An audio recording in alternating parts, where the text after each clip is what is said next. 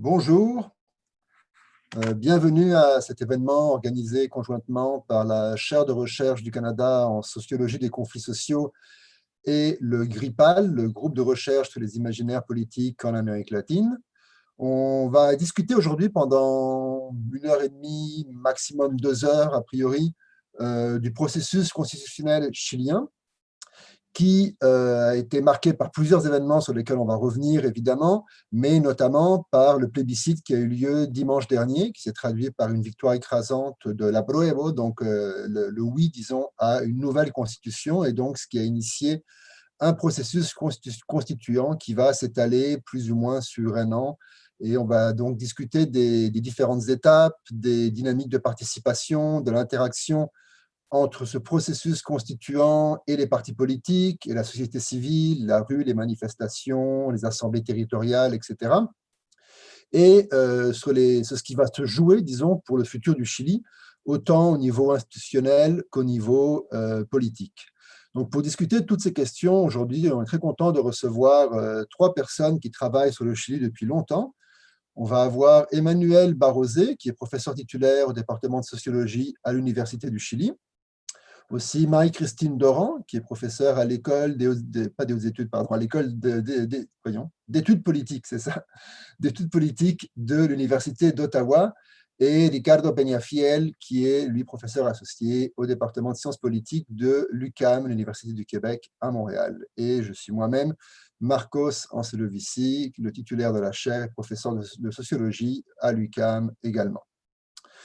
Donc, on va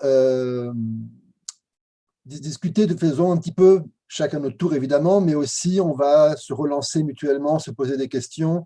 Vous pouvez vous-même poser des questions qu'on va recueillir, pas forcément dès le début, mais disons après plus ou moins une demi-heure de discussion à travers les commentaires sur Facebook ou sur YouTube.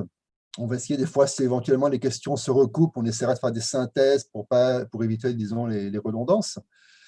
Et je vais d'abord, pour commencer, vous faire un petit récapitulatif de la séquence des événements et vous présenter rapidement les résultats. Donc, pour comprendre ce plébiscite qui est vraiment historique pour le Chili, c'est-à-dire le dernier grand plébiscite qui pourrait être comparable, c'est celui de 1988, lorsque la population a été appelée à se prononcer sur la prolongation du gouvernement, enfin, la présidence de Pinochet, du général Pinochet. Et le non l'a emporté, ce qui a mis fin à la dictature et ce qui a entamé une transition à la démocratie. Donc, depuis 1988, c'est vraiment l'élection la plus importante. Elle a eu lieu, cette élection-là, tout d'abord, parce que si on revient un an en arrière, il y a eu, à partir du 18 octobre 2019, un soulèvement populaire qu'on appelle communément au Chili l'estallido, donc un peu l'explosion ou l'éclatement social, l'estallido social, qui s'est traduit par énormément de manifestations, d'assemblées, d'occupations. Il y a eu aussi certaines violences, des pillages, des choses comme ça. Il y a eu très rapidement un couvre-feu, enfin, l'état d'urgence et un couvre-feu qui a été promulgué d'abord à Santiago, puis ensuite à l'échelle nationale. Il y a eu l'armée était déployée, donc si on n'avait pas vu depuis la dictature. Tout ça, évidemment, s'est traduit par des négociations au niveau politique et le 15 octobre, en partie en réponse à cette mobilisation massive, mais aussi pour essayer de la canaliser, pour essayer, disons, d'empêcher qu'elle ne déborde, pour la ramener, disons, dans le giron institutionnel. Il y a un accord qui a été signé entre les principaux partis politiques du gouvernement et une grande partie de l'opposition, qui s'appelle l'Acuerdo por la Paz y la Nueva Constitución, donc l'accord pour la paix et la nouvelle constitution, qui a été signé le 15 novembre 2019 et qui a mis, disons, la feuille de route de ce processus constituant. Le plébiscite devait originellement avoir lieu le 26 avril. Il a été repoussé à cause de la pandémie qui a frappé très, très durement le Chili, enfin qui frappe encore durement le Chili, comme partout de toute façon. Et donc, ça a été déplacé au 25 octobre, dimanche dernier. Donc, ce résultat de dimanche, il est vraiment historique. Tout d'abord, je vais vous montrer quelques photos, disons, de la soirée même. Les résultats sont sortis très rapidement, en fait, en l'espace d'une demi-heure, 1 heure, la tendance était claire, et au bout de 2-3 heures, on pouvait clairement dire que la victoire était plus ou moins dans les 80%. Pour vous donner un peu une idée des célébrations qu'il y a eu, Ça, c'était à la Plaza de la Dignidad, donc là qu'on appelle aussi, enfin, qui s'appelait avant Plaza Baquedano, Plaza Italia. C'est au centre de Santiago. Donc, Adios Général, en faisant référence au général Pinochet, donc pour marquer, disons, la fin de la Constitution de 1980, qui, malgré la transition à la démocratie, était encore le cadre légal en vigueur, malgré des réformes qu'il y a eu, notamment en 2005. Mais disons, la base était encore là, qui donc est associée au modèle néolibéral hérité de la dictature. Donc, énormément de gens rassemblés sur la place pour fêter la victoire de Apruebo, donc de la demande d'une nouvelle constitution. Je reviendrai après rapidement sur les deux questions qu'il y avait, mais ça, c'est pour simplement que vous voyez un peu l'ambiance qu'il y avait ce soir-là. Parmi les graffitis qu'on pouvait voir, ou les affiches qu'on pouvait voir, donc là, on voit Pinochet en train de brûler avec dans ses bras la Constitution du Chili, donc la Constitution de 1980, donc héritée de la dictature.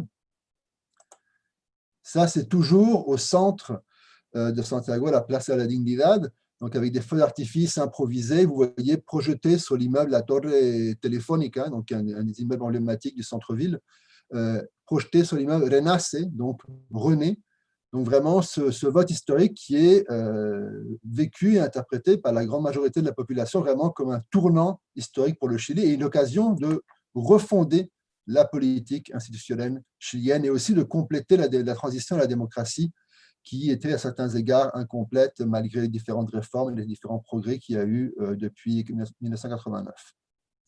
Donc, ce référendum, pardon, ce plébiscite, il s'est traduit, comme je disais, par une grande victoire. La première question qu'il y avait, il y avait deux questions. La première question, c'était est-ce que vous voulez, oui ou non, une nouvelle constitution? Et là, le oui, l'apruebo, l'a emporté à 78,27%. Donc, c'est vraiment une victoire écrasante. Et la deuxième question, qui était est-ce que vous voulez une convention mixte, donc avec une moitié de membres qui sont des députés qui viennent du Congrès et l'autre moitié qui est élue directement par la population, ou est-ce que vous voulez plutôt une convention constituante où là, tous les membres de la convention sont élus directement par la population. Et c'est la deuxième option, convention constituante, qui l'a très, très largement emporté avec 78,99% des suffrages. Donc, dans les deux cas, c'est vraiment une victoire très, très nette, indiscutable pour toute la campagne qui a été menée. Pour vous montrer rapidement la distribution des résultats, au cas où vous ne connaissez pas du tout le Chili et vous ne voyez pas à quoi ça ressemble quand on parle des différentes régions, on ne va pas rentrer a priori dans plein de détails des différentes régions du Chili au niveau du comportement électoral. Mais Santiago, la capitale, est au milieu, ici, la région métropolitana, donc c'est vraiment ici, au milieu du pays. Quand on parle de la Araucanía, le Wallmapu, là où il y a les conflits avec les Mapuches et les autochtones, c'est cette région-là, ici, donc avec notamment Temuco, qui est à peu près ici. Et lorsqu'on parle du nord, généralement du désert, on fait souvent référence à cette région-là, donc Tarapacá, Antofagasta, à la frontière de la Bolivie ou juste au sud du Pérou, on parle plutôt de cette région-là. Quand on regarde les résultats, ça, c'est plus c'est foncé, plus l'appui à la nouvelle constitution était important. Vous avez ici en bas à droite les différentes couleurs expliquées. Donc, vous voyez que dans le Nord, en général, c'était très, très majoritairement, plus de 80% pour l'apruebo, pour le oui. Ici, au milieu, en haut du milieu, là, ça, c'est la région de Santiago, très clairement aussi pour l'apruebo. Enfin, Santiago est ici, il y a une petite tache un peu plus claire, on va y revenir tout à l'heure. Et dans le sud, la région de l'Araucanía, dont je parlais plus tôt, Temuco, là, c'est beaucoup plus limité comme appui. Et tout en bas, la région de Magallanes, où il y a Punta Arenas, là aussi, c'est très majoritairement pour l'apruebo, pour la nouvelle constitution. Donc ça, ça donne une idée de l'appui. Maintenant, quand on regarde l'opposition à la nouvelle constitution, donc l'option du rechazo, le refus, il n'y en a eu que 5 communes qui ont majoritairement voté contre la nouvelle constitution. 5 communes. Une ici, tout au nord, qui s'appelle Colchane, à la frontière de la Bolivie, et qui est petite, il y avait environ 500 personnes inscrites ou 600 personnes inscrites, donc c'est tout petit. L'autre, qu'on ne voit pas ici sur la carte, mais c'est l'Antarctique. qui a aussi voté contre la nouvelle constitution, mais je suis allé voir sur le site de CERVEL, le site électoral du Chili, il n'y avait que 31 inscrits, donc j'imagine que ça devait être une base, quelque chose comme ça. Donc c'est vraiment cette tache ici au milieu rouge, c'est là vraiment qu'il y a eu un refus significatif, et ça c'est 3 communes de Santiago, donc de la capitale. On va les voir ici de façon plus précise. Donc, ce sont les 3 communes en haut à droite, Vitacura, Las Condes, Loarnechea, qui sont aussi les 3 communes les plus riches du Chili. Donc, on peut faire une corrélation assez évidente entre le comportement électoral et les revenus. Et le reste de Santiago, qui a clairement, très majoritairement voté pour la prueba, avec les communes des classes moyennes supérieures comme Providencia, La Reina, Ñuñoa, qui sont un petit peu plus ambiguës, mais aussi quand même majoritairement pour la prueba. Pareil, si on regarde inversé, pour le rechazo, le refus, ces 3 communes en haut à droite sont clairement celles qui se sont opposées au processus constituant. C'est aussi la base, évidemment, sociale du modèle économique chilien. C'est là que vivent les classes sociales les plus aisées au Chili, ce qu'on appelle communément le barrio alto. Donc, c'est vraiment la bourgeoisie, la haute bourgeoisie chilienne. Et donc, c'est celle qui a aussi le plus bénéficié du modèle économique. Ce qu'on voit aussi, c'est que les 3 communes, encore une fois, ici à droite en rouge, orange et puis éventuellement en jaune, ont moins voté qu'aux dernières élections, moins voté qu'aux élections de 2017. Donc, il y a eu dans ces quartiers-là une démobilisation de l'électorat.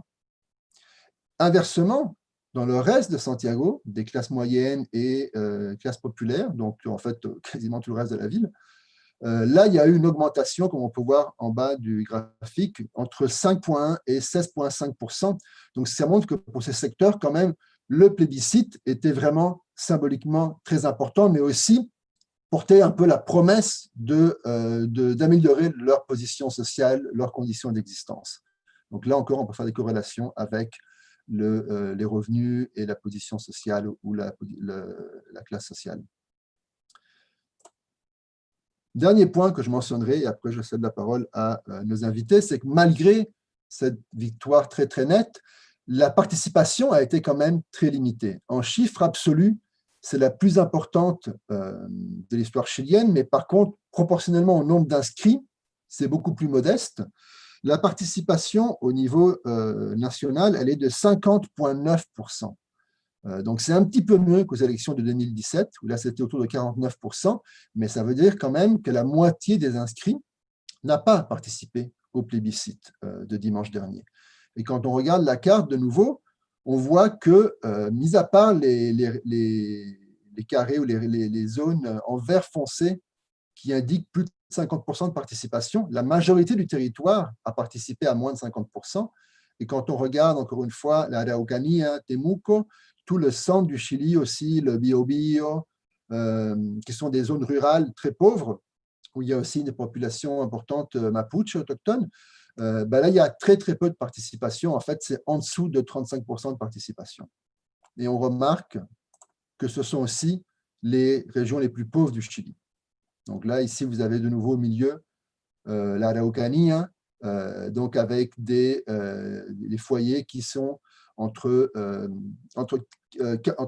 15 à 41% des foyers qui sont sous le seuil de pauvreté. Donc, encore une fois, les populations les plus marginalisées n'ont pas participé ou participent très peu au processus politique.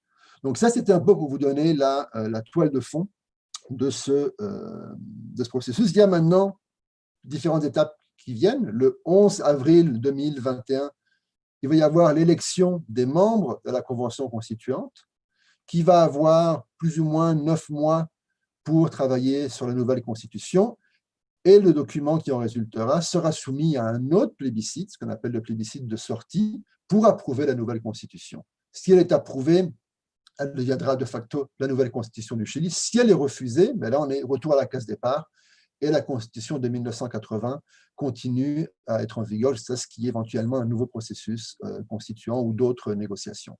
Donc ça, c'est pour la toile de fond.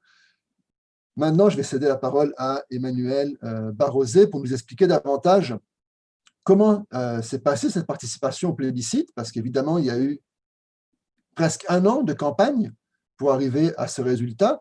Une participation aussi très variée, comme je mentionnais, avec beaucoup d'abstention, des résultats aussi qui varient selon les communes, mais aussi, bien qu'on pense après ou rechazo, donc oui ou non, mais il y a quand même des deux côtés beaucoup d'hétérogénéité au niveau des populations mobilisées et des revendications. Donc, peut-être pour commencer, nous faire un peu un portrait de cette participation et comment ça s'est déroulé, cette campagne électorale pour le plébiscite. Merci Marcos, bonsoir à tous. C'est un plaisir d'être ici avec vous ce soir pour parler de ce qui s'est passé dimanche, mais aussi effectivement de tout ce qui s'est passé au cours de l'année dernière. Alors, je vais rebondir sur certains points qu'a présenté Marcos. Je vais faire assez bref, puisque l'idée, c'est qu'on puisse céder la parole assez rapidement aux personnes qui veulent poser des questions, intervenir. Mais je vais partir effectivement par le premier point que présente Marcos, c'est-à-dire cette année d'histoire. Alors, on sait que pour tout le monde, ça a été une année extrêmement intense avec la pandémie, mais au Chili, on a commencé une année encore plus intense, effectivement, avec l'explosion sociale du 18 octobre, qui n'a pas été seulement un moment dans l'histoire, mais qui a été le point de départ de pratiquement 6 mois de mobilisation extrêmement intense. Tous les vendredis, en général, il y avait des grands rassemblements sur les places principales des grandes villes. Ça a été une explosion sociale sur l'ensemble du territoire, ce qui est aussi très, très intéressant du point de vue des mobilisations collectives. Ce n'est pas simplement quelque chose qui est arrivé à Santiago ou dans quelques grands centres urbains, ça a été vraiment sur l'ensemble du territoire.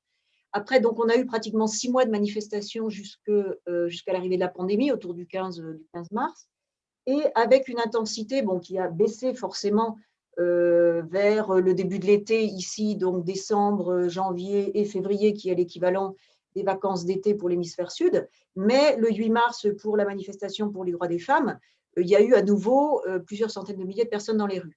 Donc, c'est un cycle d'action collective qui s'ouvre après une explosion sociale, mais qui répond aussi à des années de mobilisation collective à partir de 2006, quand les lycéens commencent à manifester régulièrement. Après, on a eu, effectivement, on le sait très bien, les étudiants en 2011. Après, on a eu divers mouvements contre le système des retraites, pour le droit au logement, des populations indigènes. 2018, le mouvement féministe.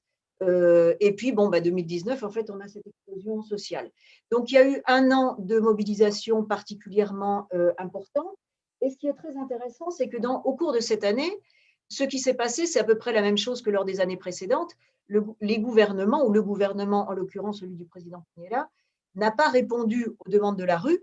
Donc, il y a eu un divorce qui a commencé depuis des années, particulièrement depuis 2006, entre les mouvements sociaux et les réponses des gouvernements, quels que soient les uns et les autres et leurs tendances en général. Donc, il y a eu cette dissociation entre la rue et la politique qu'on connaît aussi dans d'autres pays. On l'a vu en Espagne, on l'a vu en France avec les Gilets jaunes. C'est une tendance internationale aussi de certains mouvements qui s'horizontalisent et dont l'espace de manifestation est la rue, mais sans nécessairement l'élaboration de formes de représentation, voire qui phagocytent leurs éventuels représentants. Donc, on a eu effectivement une année très intense en termes de manifestations, avec une situation économique qui s'est dégradée, qui se dégradait déjà depuis 2014, quand le prix du cuivre a commencé à baisser sur les marchés internationaux, en particulier du fait de la baisse de la demande chinoise. Donc, les prix, le coût de la vie en général a augmenté au Chili. La population était déjà en général très endettée. Effectivement, il y a eu certains avantages ou certains éléments positifs du type modèle économique qu'a eu le Chili pendant des années, mais il y avait aussi beaucoup de problèmes. Et ces problèmes sont devenus beaucoup plus importants au cours des dernières années. Et en particulier, ils se sont accentués lors des premiers mois des mouvements sociaux, du fait des violences de rue, du fait de l'anticipation de la bourse et des investisseurs que ça pouvait mal se passer. Et puis après, on a eu la pandémie et toujours l'absence de réponse de la part du gouvernement. Donc, ça a été un an complet de manifestations. On a continué à avoir des manifestations durant la pandémie. On a même eu des émeutes de la faim au mois de mai. Les mois de mai et juin ont été particulièrement critiques. Nous, avec nos équipes de recherche, en fait, on a été constamment à l'écoute par l'intermédiaire de différents dispositifs, groupes focaux qu'on a fait aussi en pandémie, enfin à distance, mais aussi une série d'entretiens auprès de personnes qui se sont politisées à partir du 18 octobre, qui n'étaient pas forcément politisé avant le 18 octobre, effectivement, il y a une ébullition sociale qui a permis d'établir cette pression sur la classe politique et qui a permis en particulier l'accord dont parlait Marcos pour une nouvelle route constitutionnelle à partir du 15 novembre.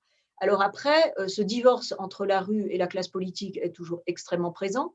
Le fait que une grande partie de l'opinion publique ait choisi l'Assemblée constituante juste de citoyens et qui ne soit pas mixte, donc sans membres de la classe politique qui est installée en ce moment, montre bien le discrédit de la classe politique plus traditionnelle, mais on va revenir là-dessus après. Ça montre aussi un certain nombre de difficultés à résoudre, dans le sens où il y a un choix qui est fait de résolution de la crise par l'intermédiaire de la politique électorale et d'un chemin constitutionnel, mais avec un manque de confiance absolue de la part des manifestants. Bon, il y a un premier chemin qui est tracé vu les résultats du plébiscite. Alors après, pour revenir, et je vais peut-être finir là-dessus avant de revenir dans la discussion sur d'autres points, sur la question de la participation électorale, effectivement, Marcos a bien indiqué que 50%, 51%, c'était peut-être un peu moins que ce que certains attendaient. Bon, après, il était impossible de faire des pronostics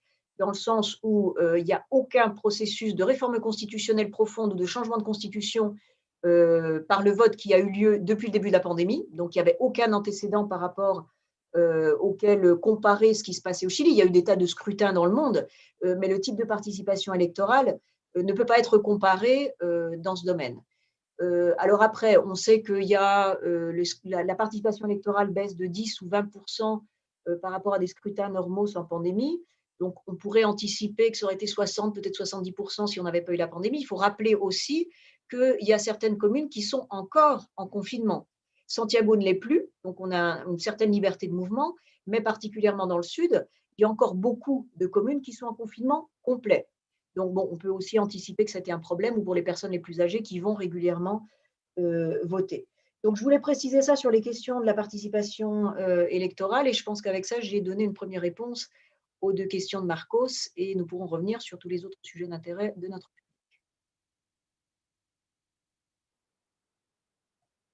J'oublie mon micro. Merci beaucoup.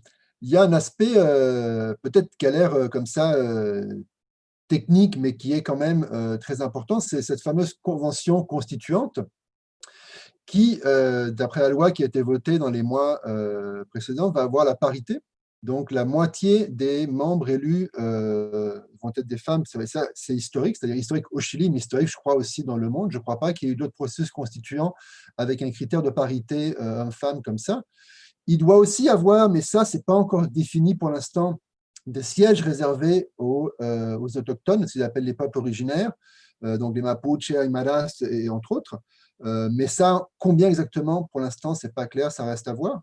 Donc peut-être, je ne sais pas, peut-être Ricardo, si tu pouvais nous expliquer cette convention constituante et peut-être la comparer avec d'autres processus constituants en Amérique latine, par exemple le Venezuela. Qu'est-ce qui fait que ce processus-là est particulier et justement, étant donné ce décalage entre la classe politique et la population ou les mouvements sociaux, comment dire qu'il est vraiment représentatif ou en tout cas vraiment démocratique ou participatif, que ça ne va pas être encore une élite ou une minorité qui va s'accaparer les décisions? On ne peut pas. Donc, c'est bien la crainte. Il y a une grande méfiance du côté des mouvements populaires. Avant de répondre directement, je vais finir par les mouvements populaires. Je voudrais quand même tout de suite rebondir sur la question de la participation parce qu'elle a aussi été beaucoup plus basse à la campagne où, semble-t-il, il y a eu peu d'informations, alors que dans les villes où on a concentré la campagne, le meilleur accès à Internet, et ainsi de suite. Donc, c'est parce que c'était aussi une campagne COVID. Et dernier point aussi, alors qu'avant, c'était des personnes plus âgées et de droite, il y a eu la droite qui est celle qui vote habituellement et restait davantage à la maison. Il y a eu davantage de jeunes qui ont été votés. Ça, c'est très rapidement. Je n'ai pas eu le temps d'en faire l'analyse au-delà de ça, mais c'est quand même quelques éléments curieux qui sont arrivés. Il va falloir qu'on regarde plus loin cette question de participation électorale. Autre point comme ça de participation électorale, ou en tout cas de vote, c'est que quelque chose d'assez curieux, que je n'ai pas vu personne le remarquer, la Convention constituante ou constitutionnelle a reçu 79% d'appui, alors que le vote en faveur du changement, 78,27. C'est presque rien comme différence, mais étant donné qu'on pouvait et voter contre et voter mixte, ça veut dire que la droite, en fait, peu importe ce qu'on dit, les dirigeants de droite, à 100%, elle a voté contre et mixte, on peut le déduire, et que la différence qui fait qu'il y a plus de gens qui ont voté pour la Convention constituante, c'est vraiment parce que le presque 100% des personnes qui ont voté en faveur d'un changement constitutionnel aiment mieux cette Assemblée constituante. Et ça m'amène donc à presque mon point de conclusion qui était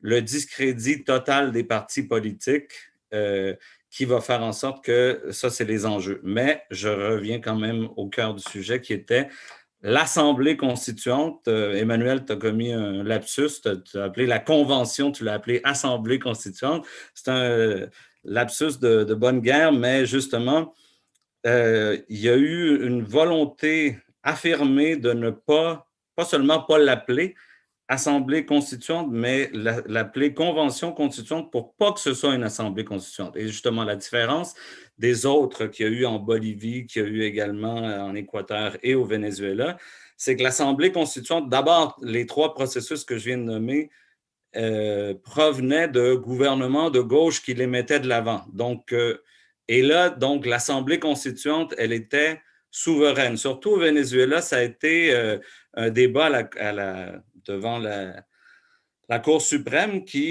l'argument était, si on va créer une nouvelle institution, on ne peut pas être soumis à l'ancienne institution qu'on est en train de remettre en question. Et là, c'est précisément ce qui a fait en sorte que beaucoup de gens dans le camp populaire, on va l'appeler pour l'instant, étaient contre cet accord, pas seulement pour la paix et la nouvelle constitution, pas parce qu'ils ne voulaient pas la nouvelle constitution, mais parce que c'était un processus constituant contrôlé par les partis politiques qui n'ont aucune crédibilité.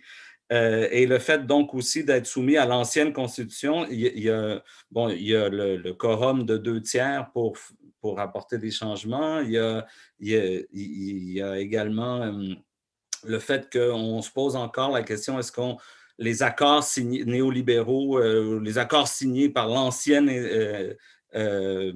Parlement, est-ce qu'on doit ou pas les respecter? À l'inverse, je reviendrai plus tard sur l'idée d'incorporer les droits humains dans la nouvelle Constitution, mais ce sera pour la prochaine Vuelta. Donc, ça, c'est par rapport à cette distinction-là, pour y aller de manière très succincte.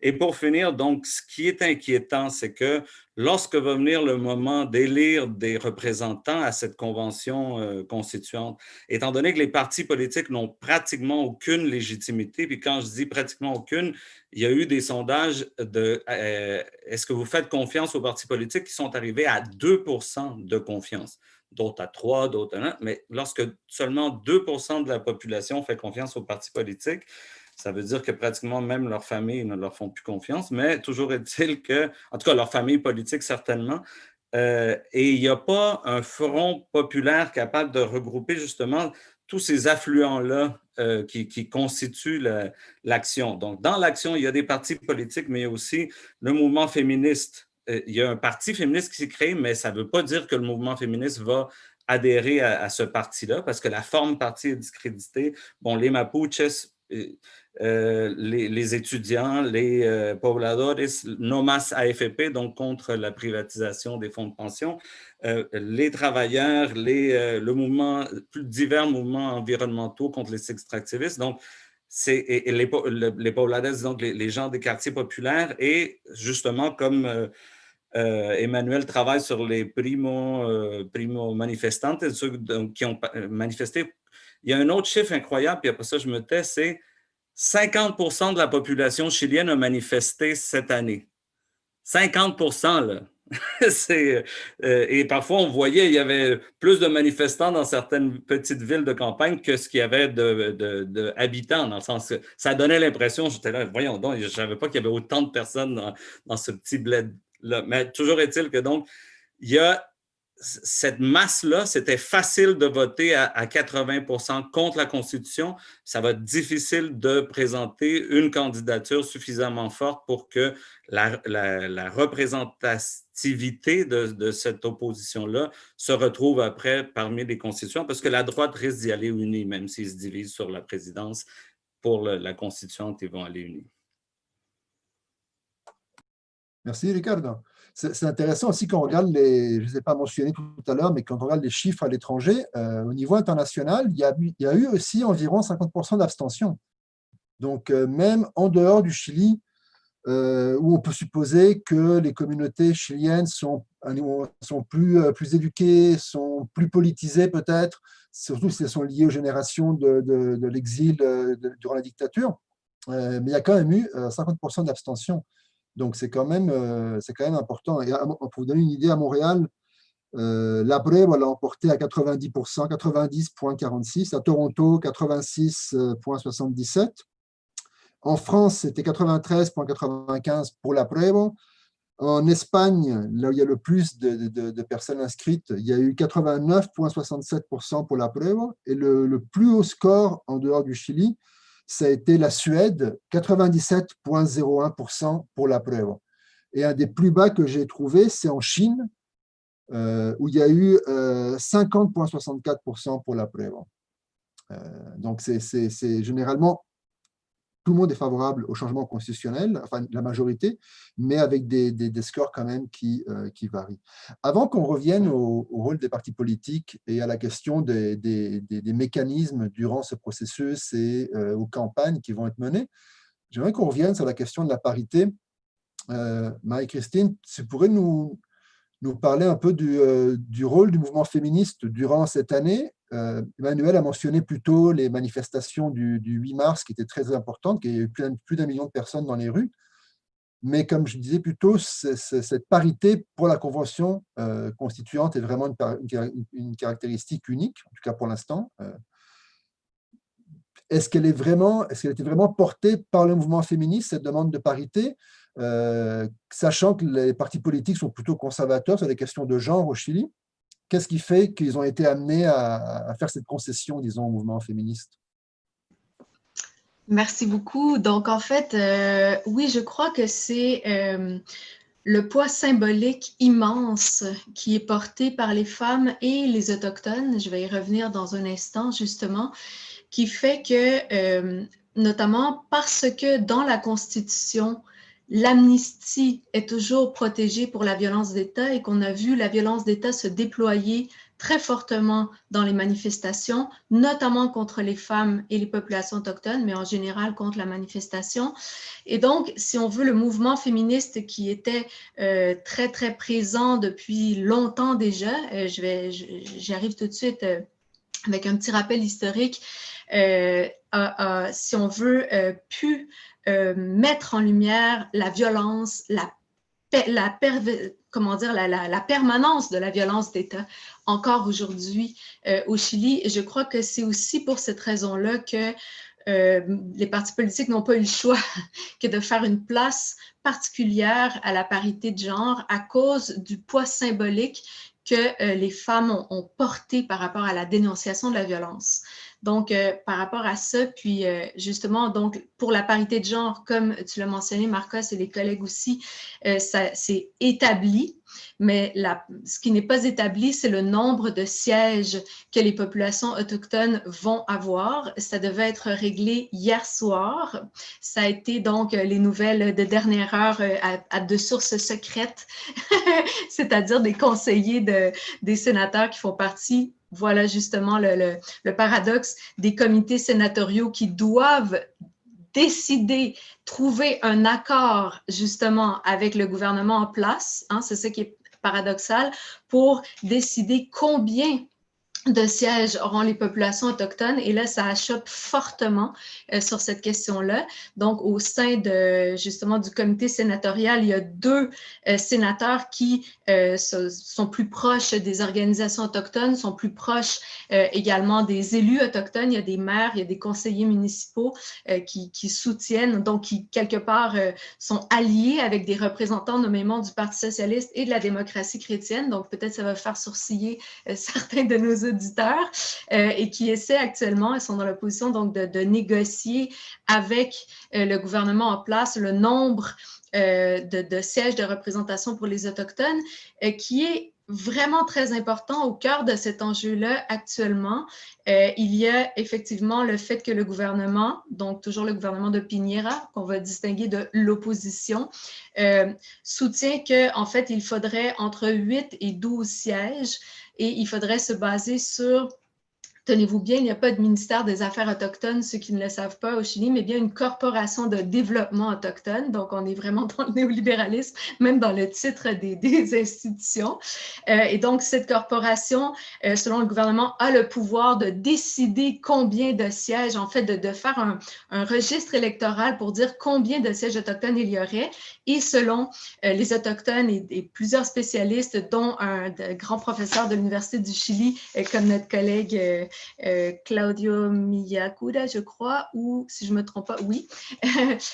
Donc, c'est vraiment le dernier recensement dans lequel il y a 12,8% de la population qui s'auto-déclare peuple autochtone ou originaire. C'était la question qui était posée, qui devrait donc déterminer le nombre de sièges qui seraient réservés. Et les différentes plateformes autochtones alliées avec des partis politiques d'opposition demandent 25 sièges.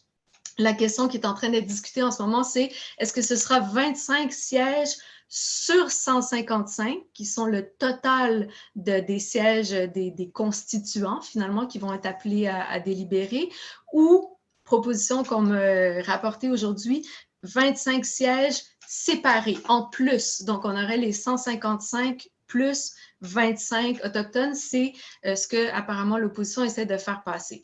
Et donc, pourquoi est-ce que, en particulier, femmes et autochtones sont si importants dans ce processus de par leur présence dans les mobilisations très fortes, mais aussi de par, est-ce qu'il me reste encore 2 minutes, 1 minute, 0 minute, 2?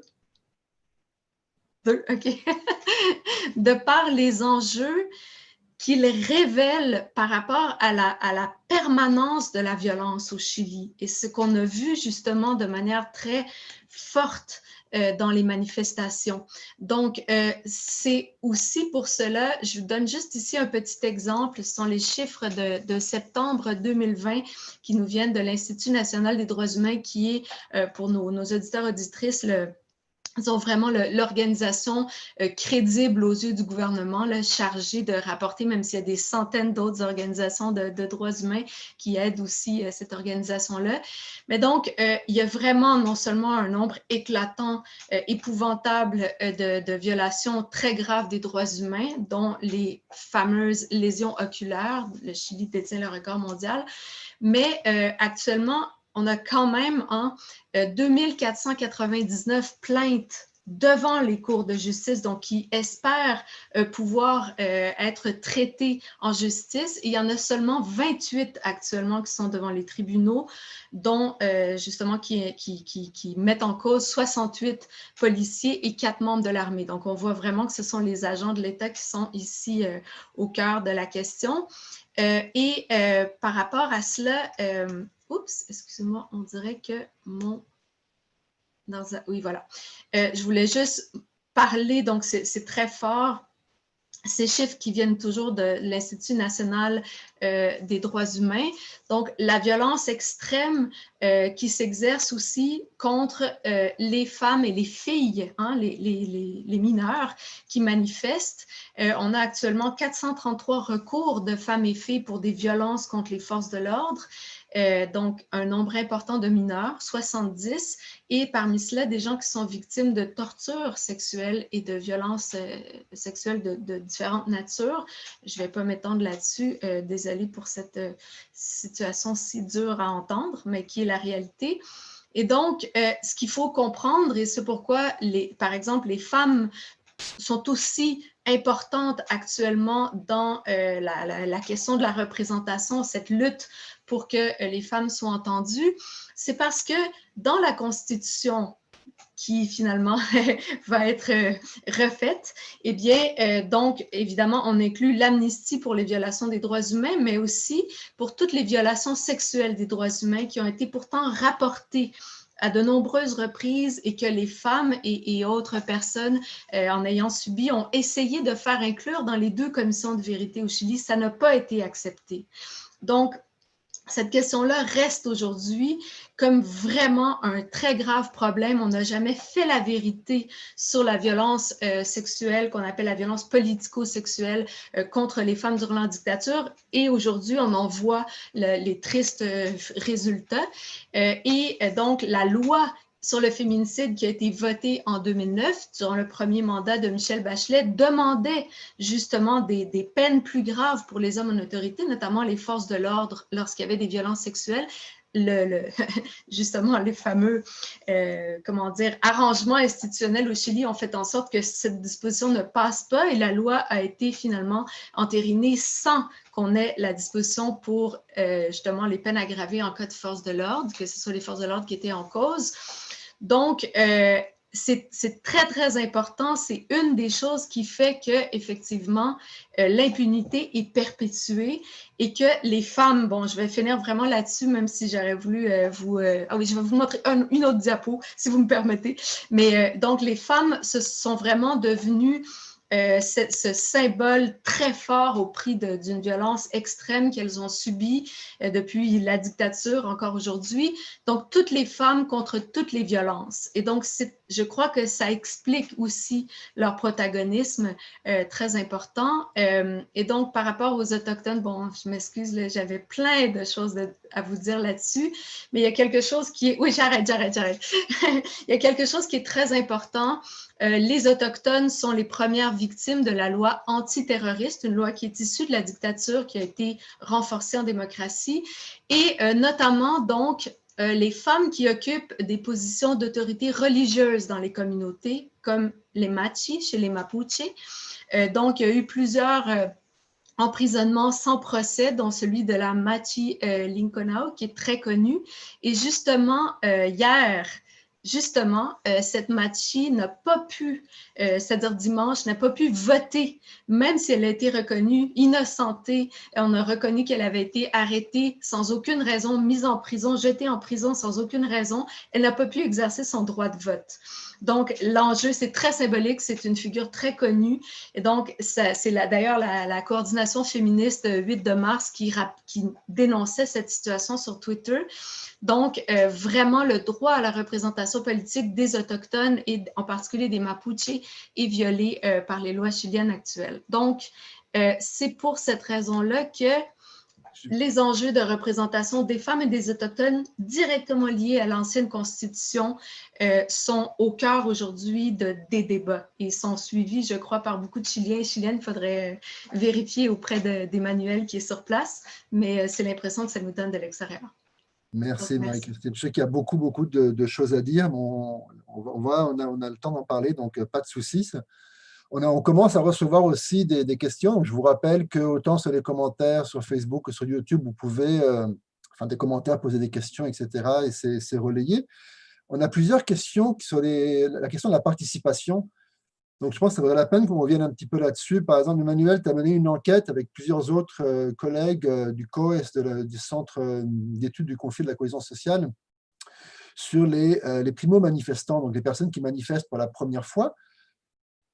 On peut supposer qu'une partie de ces primo-manifestants est allée voter dimanche, mais beaucoup ne sont pas allés voter. Donc là, je regarde un peu les questions qu'on reçoit. Il y a des gens qui soulignent, par exemple, que ce vote dimanche était volontaire, mais que le plébiscite de sortie en 2022, le vote sera obligatoire, et donc la participation sera évidemment beaucoup plus élevée. Donc, une première question, ce serait, est-ce que le résultat pourrait être différent? Ça dépend évidemment du texte sur lequel on va voter, mais est-ce que si la participation est beaucoup plus élevée, on peut s'attendre à des résultats différents? Et je crois que ça pose la question plus générale durant ce processus, jusqu'à quel point la participation peut varier. Par exemple, en avril 2021, pour élire les membres de la Convention, est-ce qu'on peut s'attendre à beaucoup de participation? Comment on va financer les campagnes? Est-ce qu'il va y avoir vraiment une participation populaire ou ça va être encore une fois les partis qui vont dominer le processus? On a une autre question dans cette veine, par exemple, qui réagissait à ce que disait Ricardo sur la participation des jeunes. Les jeunes, généralement, votent moins. Donc, comment expliquer qu'il y ait eu un vote de la jeunesse plus important qu'à l'accoutumée dimanche dernier? Et est-ce qu'on peut penser que ça va durer durant le processus constituant ou qu'au contraire, les jeunes vont plutôt s'investir dans la rue, dans les mouvements sociaux, ils ne vont pas participer au processus constituant? Donc, un peu sur comment, évidemment, il y a une part de spéculation, mais comment est-ce qu'on peut imaginer certains scénarios à l'œuvre de par les données dont on dispose déjà, mais de par aussi un cadre qui reste justement relativement balisé. On ne peut pas non plus complètement faire ce qu'on veut, il y a des contraintes qui sont réelles. Et il y a les partis politiques qui restent quand même, malgré toutes les critiques, malgré tout le manque de légitimité, qui restent quand même les acteurs dominants de l'espace politique, et donc qui ont évidemment beaucoup plus d'influence que les autres acteurs. Donc peut-être Emmanuel pour commencer. Oui, alors sur la question de la participation, on n'a pas de données sociologiques pour l'instant. Il va falloir qu'on attende 3 ou 4 mois que le service électoral donne des données plus détaillées, parce que, bon, on peut spéculer effectivement parce qu'au Chili, on vote par ce qu'on appelle des tables, MESAS, donc environ 300 votes. Donc, bon, il y a des éléments de comparaison, mais enfin, pour l'instant, on n'a pas de données. C'est vraiment il n'y a pas eu non plus particulièrement de sondage à la sortie des bureaux de vote.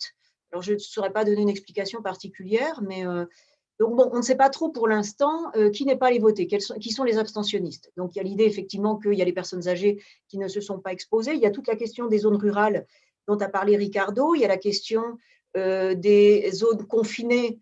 Il faut rappeler qu'ici, si on tombe malade et qu'on fait partie des secteurs populaires, en gros, on a une possibilité nettement plus élevée de ne pas s'en sortir que dans les zones urbaines ou dans les classes plus élevées.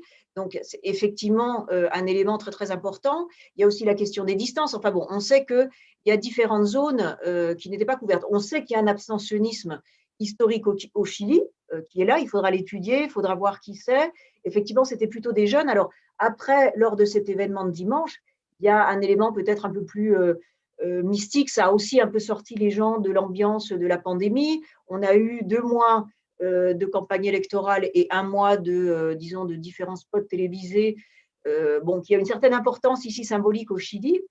Donc, bon, cette participation, c'est très difficile pour l'instant de dire parce qu'on n'a pas de données si c'est une participation élevée, pas élevée. Effectivement, les jeunes, on peut supposer, sont allés voter de manière beaucoup plus massive qu'auparavant. Je vous rappelle en termes de chiffres électoraux que depuis que la participation est volontaire à partir de 2012, effectivement, le nombre d'électeurs a baissé.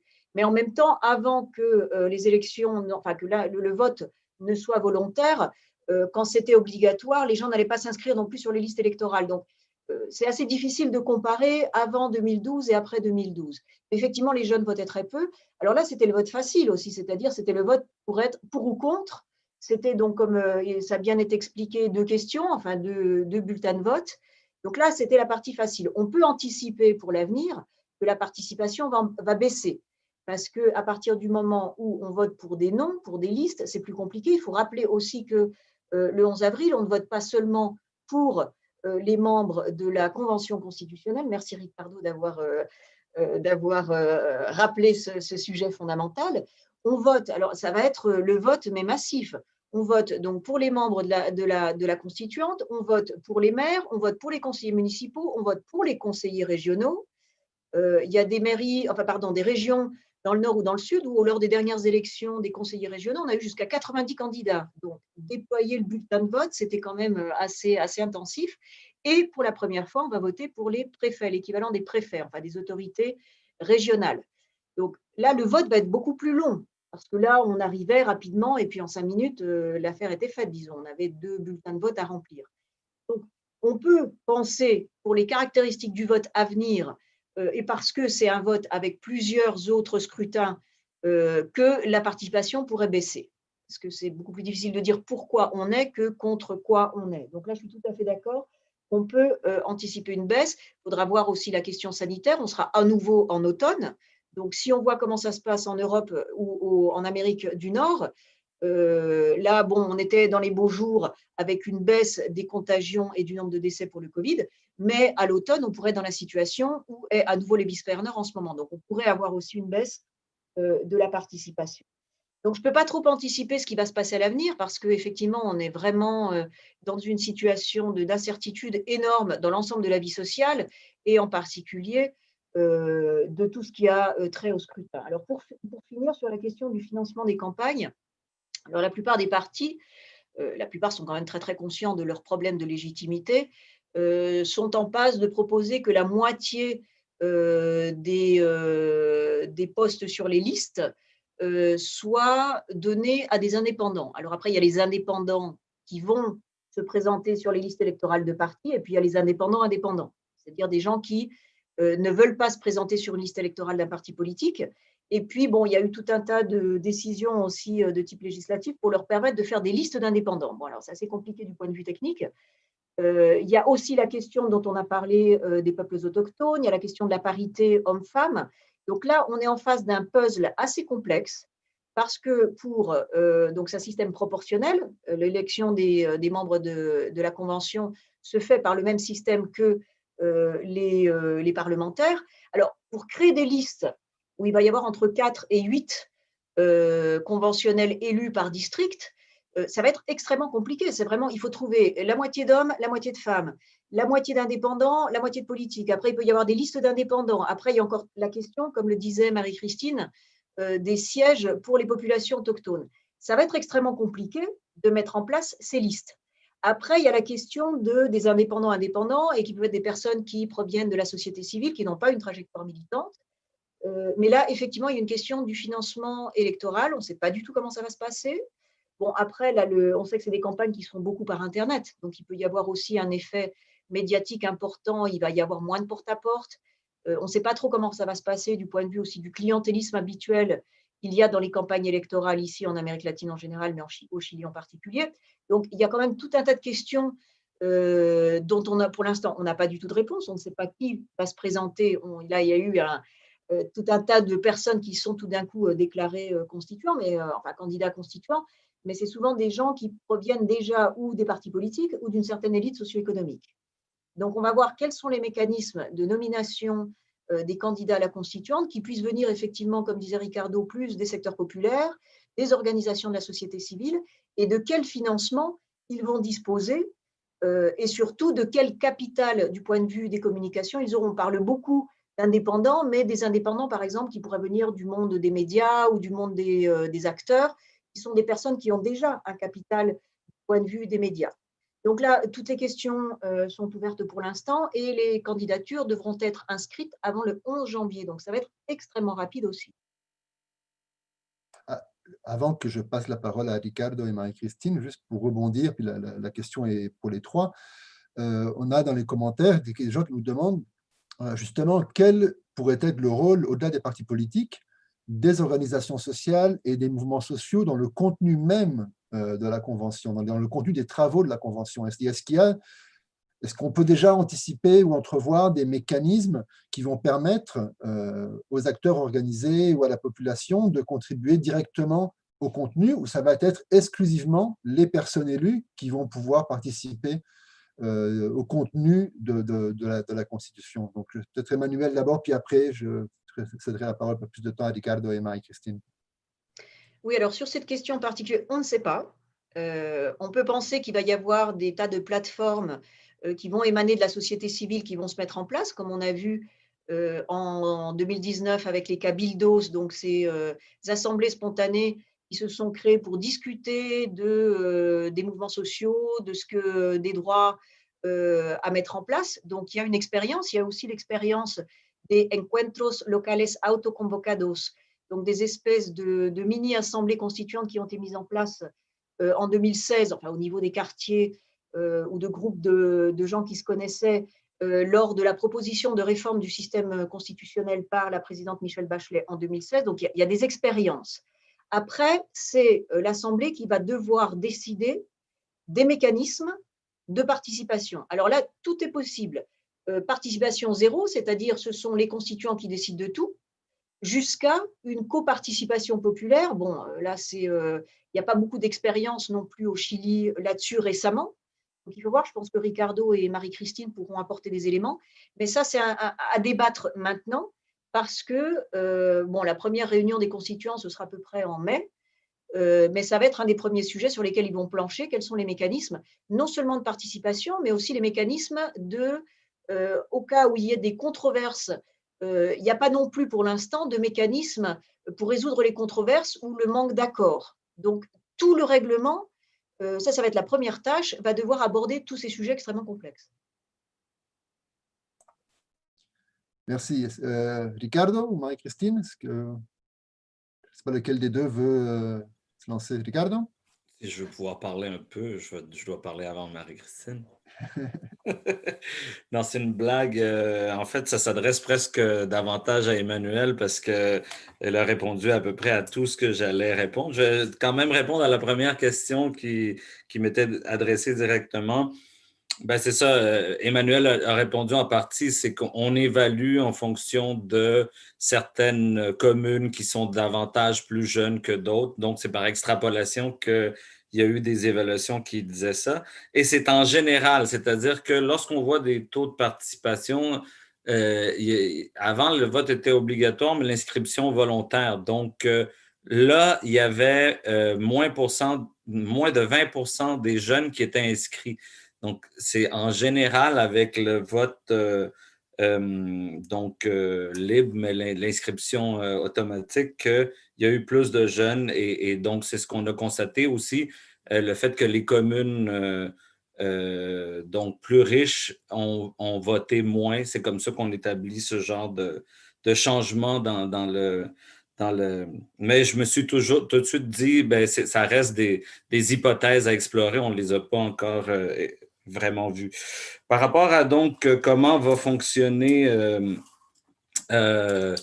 l'élection de cette convention constituante, j'allais dire assemblée constituante, Emmanuel, elle devrait être une assemblée constituante, et aussi par rapport à ces mêmes propres mécanismes.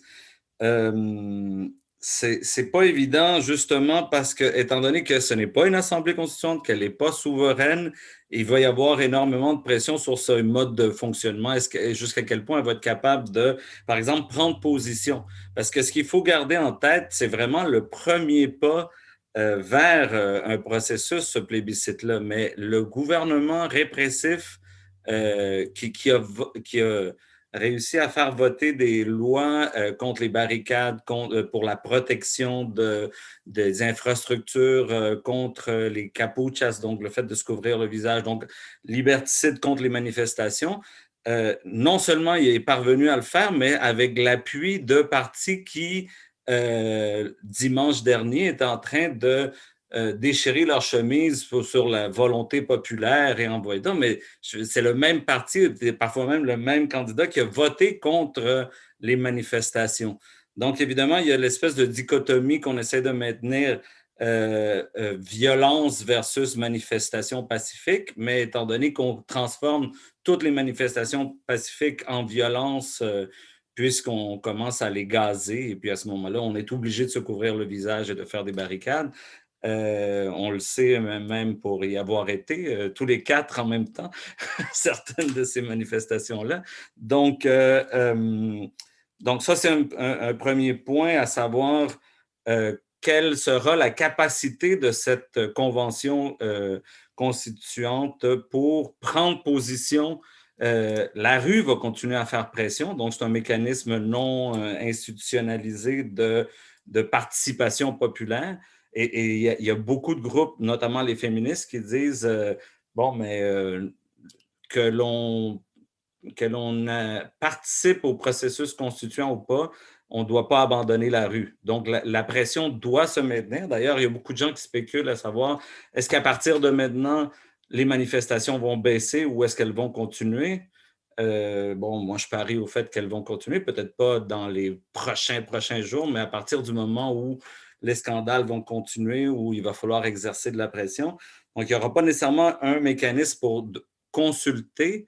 Et puis, bon, tout ça, puis je me tais après pour laisser Marie-Christine, j'ai encore beaucoup d'autres choses à dire. comment va être constituée justement cette convention constituante-là? Si les partis de droite ou si les partis point, parce qu'ils sont presque tous de centre-droite, dans le sens même ceux qui se disent de gauche sont assez centristes, si donc le processus est vraiment accaparé par les partis politiques à ce moment-là, parce qu'on parle aussi même des indépendants qui seraient finalement que des gens de partis politiques qui se présenteraient comme indépendants. Donc, si le processus au complet, on ne sait pas encore les mécanismes, est approprié par les partis politiques, là, la capacité de cette assemblée-là à proposer des changements, à se donner des pouvoirs, donc va être vraiment de beaucoup amoindrie. Et les cabildos abiertos, je les ai traduits comme des espèces de conseils communaux autoconvoqués. Il y en a plusieurs types comme ça et c'est un mécanisme très intéressant, mais qui n'a aucune capacité après ça à le transmettre. Il y a un cabildo extrêmement intéressant, celui-ci thématique, parce qu'il y en a la plupart sont locaux en fonction du territoire. Le cabildo sur les droits humains qui a proposé des choses qui sont sur la table, qui vont peut-être être recueillies par des partis politiques. Et donc, là, on rentre dans une question de pression.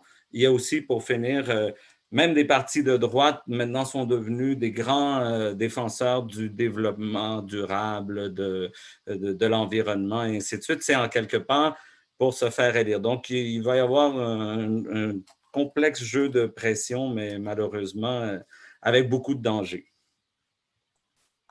Merci, Ricardo. Marie-Christine, je vais aussi te rajouter une question parce qu'elle t'est dirigée directement.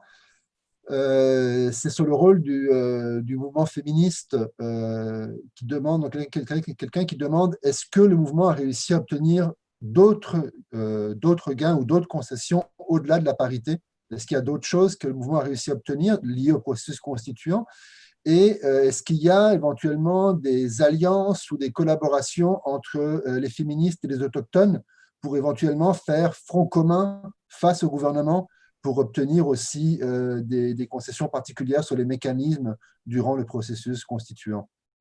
Et ça, c'est pas directement lié à ça, mais sur la participation, on a aussi un commentaire de quelqu'un qui nous rappelle qu'en avril 2021, contrairement au plébiscite de dimanche dernier, les Chiliens à l'étranger ne pourront pas voter. Tandis qu'en 2022, là, les Chiliens à l'étranger, de nouveau, pourront voter. Donc aussi, il y a à peu près 60 000 Chiliens et Chiliennes inscrits à l'extérieur. Ce n'est pas déterminant pour les résultats, mais quand même, ce n'est pas exactement les mêmes populations qui vont pouvoir participer aux différents scrutins. Donc, la base n'est pas exactement la même. Marie-Christine, je te laisse la parole. Merci beaucoup. C'est la parité de genre dans la parole. Donc, merci beaucoup pour les questions très intéressantes. En fait, je voulais d'abord souligner la première chose pour en venir aux alliances. Dans le recensement de 2017, en fait, on voit que la population autochtone est à 80,5% urbaine. Donc, la première des choses qui est très importante d'avoir en tête, c'est que premièrement, même si certaines régions rurales dont on parlait au début ont moins voté, en fait, ça n'indique pas nécessairement que les populations autochtones n'ont pas participé au processus, au contraire. Et donc, les populations autochtones, par exemple à Santiago, Antofagasta, Concepción, Temuco, sont très, comment dire, ont vraiment depuis, et ça c'est depuis 2011 en fait, depuis un grand rassemblement sur le Cerro Ñemol à Temuco, où elles ont décidé en fait de participer pour transformer la politique au Chili. Donc, c'est vraiment un point important dans l'histoire, puisque, effectivement, l'attitude de violence à leur égard, à leur endroit, notamment, en tout cas particulier des Mapuches, aurait pu, disons, les mener à toujours vouloir travailler de manière séparée. Mais ce n'est pas le cas, en tout cas. Et donc, on a assisté à la création d'organisations autochtones, par exemple, l'an dernier, le Parlement national des femmes autochtones et peuples originaires.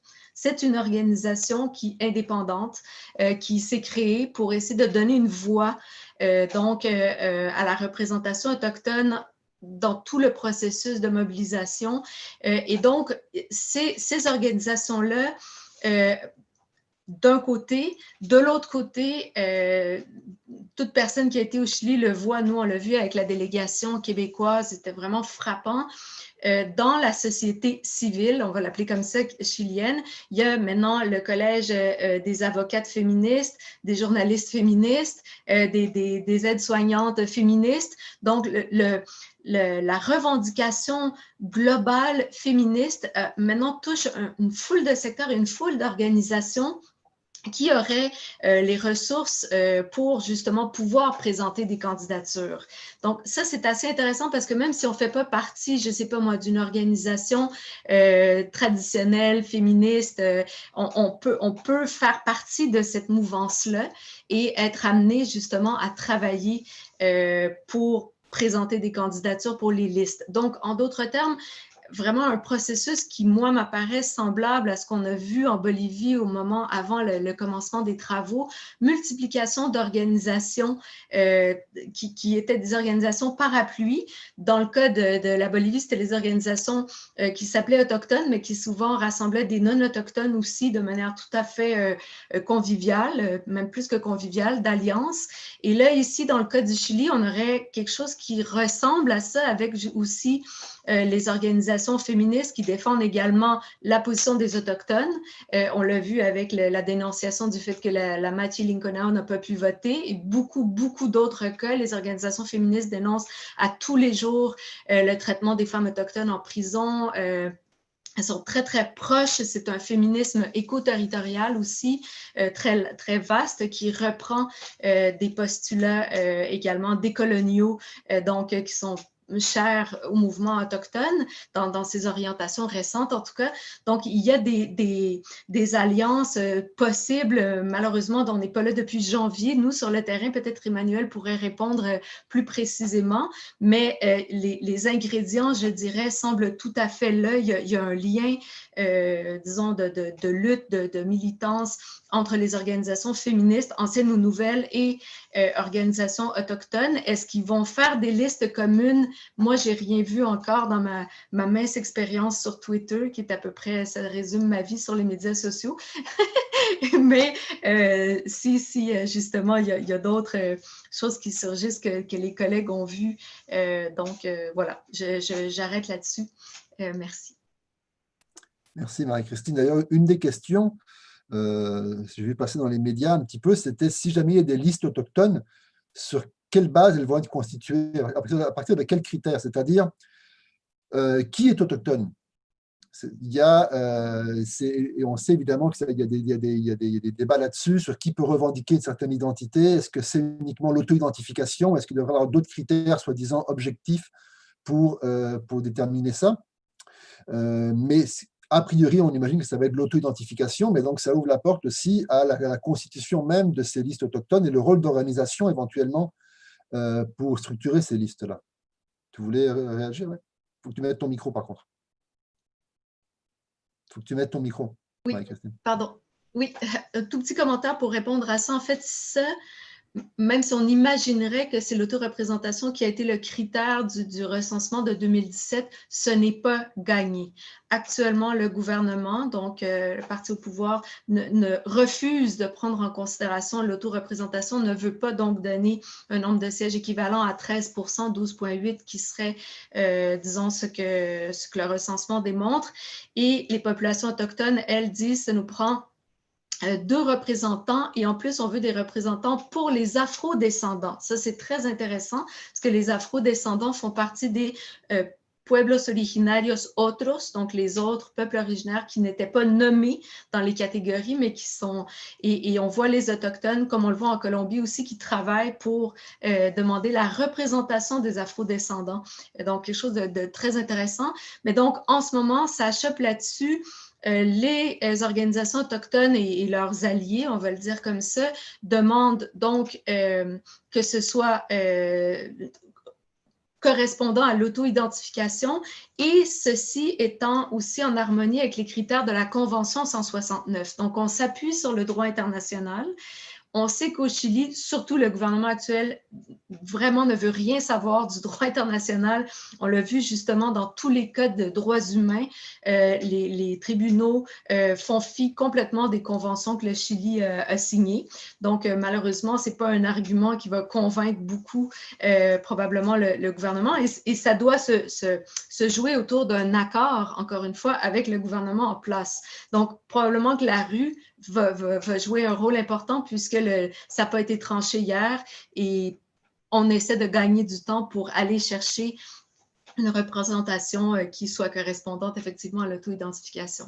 Mais le gouvernement veut que ce soit débattu par la Corporation de développement autochtone. Oui, Ricardo, tu veux rebondir?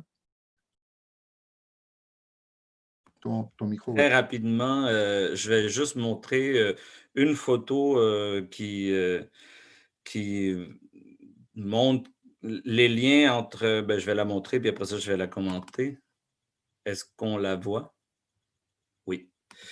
Donc, qui montre justement la convergence des luttes dans cette militante mapuche qui porte donc le foulard sur le droit à l'avortement ainsi que des signes mapuche. Bon, comme disait Marie-Christine, dans les collectifs féministes, il y a carrément du féminisme mapuche. C'est un référent assez important. Et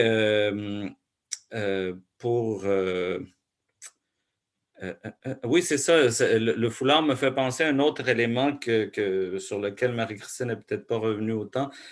La force du mouvement féministe, c'est qu'on est passé, le foulard vert, c'est sur le droit à l'avortement. Donc, au Chili, il n'y a toujours pas de réel droit à l'avortement libre, gratuit, universel, sécuritaire. Et donc, ça, c'est un front de lutte qui va ensuite de ça s'élargir à la dénonciation des violences, comme a montré Marie-Christine sous toutes ses formes. Donc, c'est vraiment le mouvement féministe actuellement est si important ou est devenu le symbole dont parle Marie-Christine du fait donc de cette capacité à articuler de manière intersectionnelle l'ensemble des luttes, environnement, mapuche, et ainsi de suite. Merci. Parmi les commentaires qu'on reçoit au fur et à mesure, bon, il y a cette question sur laquelle vous avez déjà un petit peu parlé, c'est des coalitions, mais en gros, c'est le fossé entre les élites, les partis et la rue. Est-ce qu'il y a des organisations, des plateformes, des coalitions qui pourraient un petit peu faire le pont entre ces différents espaces et éventuellement permettre aux populations les plus marginalisées de pouvoir participer au débat constitutionnel ou constituant? De même, durant les travaux de la Convention, est-ce qu'il y aura ou est-ce qu'il pourrait y avoir des mécanismes pour permettre aux personnes qui ne sont pas du tout habituées à prendre la parole en public ou qui sont, qui ne sont pas élus, qui ne sont pas issus de la classe politique ou qui ne sont pas habitués, qui ne sont pas des dirigeants de mouvements sociaux, pour les aider à participer aux différents débats dans les différents espaces? Et à l'autre extrême, si on pense au discours de Piñera le dimanche soir à l'issue des résultats, le président Piñera qui, évidemment, a accompagné ce processus contre son gré, ça ne faisait pas partie du programme de la coalition gouvernementale, c'est la rue qui l'a obligé à faire des concessions à ce niveau-là. Et dimanche, il a fait un discours comme si vraiment c'était quasiment son idée et comme si c'était lui qui était à l'origine de tout ça. Et il présentait ça quasiment comme sa victoire personnelle, ce résultat constitutionnel. Donc, est-ce que le président ou le gouvernement peut peser et vraiment influencer le contenu des travaux de la Convention? Et à quel point est-ce qu'ils peuvent récupérer les travaux à leur avantage, tout en sachant qu'en novembre 2021, il y aura les élections présidentielles et que les travaux de la constituante ne seront pas finis, et donc il y aura un croisement entre le processus constituant et le processus électoral présidentiel, et il risque d'avoir, disons, une contamination de l'une par l'autre. Emmanuel, est-ce que tu veux… rebondir là-dessus? Oui, merci pour les questions. Alors, la première question que tu poses, c'est la question de la symétrie de pouvoir, de capacité, d'écoute, de se faire entendre. Ça, ce n'est pas un sujet dont on parle pour l'instant. Alors, l'autre sujet dont on parle, oui, avec les sièges pour les populations autochtones, d'ailleurs, il y a une espèce de contamination des deux questions, c'est la question des populations handicapées. Alors, je ne sais pas quel est le terme le plus politiquement correct en ce moment en français, je suis désolée. Alors, c'est apparu assez récemment, et puis justement, il y a une indication hier d'une des sénatrices en disant oui, mais enfin bon, en plus des sièges autochtones, il faudrait quand même qu'on voit la question des populations handicapées, leur représentation au sein de la Convention. Sachant que les populations handicapées, c'est environ 2 millions de personnes sur 18 millions d'habitants. Donc, c'est aussi un secteur de la population très, très important. Alors, bon, là, on est un peu… il y a beaucoup de débats de toutes sortes, mais par exemple, sur toi, comme tu présentes la question, Marcos, enfin, ou de nos auditeurs, la question de la symétrie, elle est présentée pour l'instant par certaines figures politiques ou sociales. Je pense par exemple Benito Baranda, le directeur d'Amérique solidaire, qui travaille et vit dans les quartiers populaires et qui milite pour le droit au logement. Alors, ce genre de personnes, effectivement, pose directement la question de la symétrie dans l'écoute. Mais au-delà de ce désir mis en place par certains, pour l'instant, comme je disais au départ, tout ça, ça va faire partie de l'auto-administration de la Convention et des règlements dont elle va se doter. Et comme on l'a dit, comme l'ont dit très clairement Ricardo et Marie-Christine, de la pression de la rue, de la pression des organisations pour arriver à se faire entendre. Alors, donc, pour l'instant, non, il n'y a aucun mécanisme dont on parle. On parle déjà un peu des mécanismes de participation, mais comme je vous disais, on a 6 mois avant l'élection de l'Assemblée pour que toutes les propositions soient sur la table. Alors après, il y a quand même des collectifs très, très importants.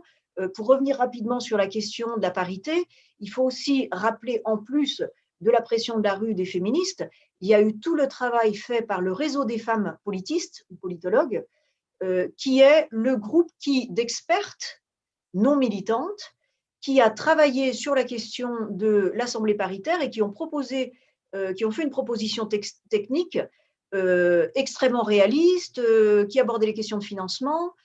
Donc, il y a aussi des comités d'experts. Bon, alors effectivement, ça ne répond pas toujours aux besoins, aux demandes de la rue, mais il y a aussi un niveau de travail qui, par exemple, a permis très rapidement d'insérer la question de la parité lors des négociations avant le 15 novembre et qui a fait que ça a été pris en compte à ce moment-là. Donc ça, c'est aussi très, très important. Après, sur la symétrie, pour l'instant, on n'a toujours pas de réponse. Et après, sur le président Piñera, en fait, depuis le départ, il récupère quand même ce qui se passe. On l'a entendu avec des discours très, très divergents à l'étranger ou devant des médias internationaux dire au plus fort des manifestations « je suis d'accord avec les manifestants », alors que les manifestants étaient contre lui. Et un des premiers leitmotifs des manifestations après le 18 octobre, c'était « ni la renuncia ». Bon, ça n'existe pas dans la Constitution. La démission du président, il peut être inhabilité, mais il ne peut pas renoncer, enfin, il ne peut pas être démis de ses fonctions par décision propre.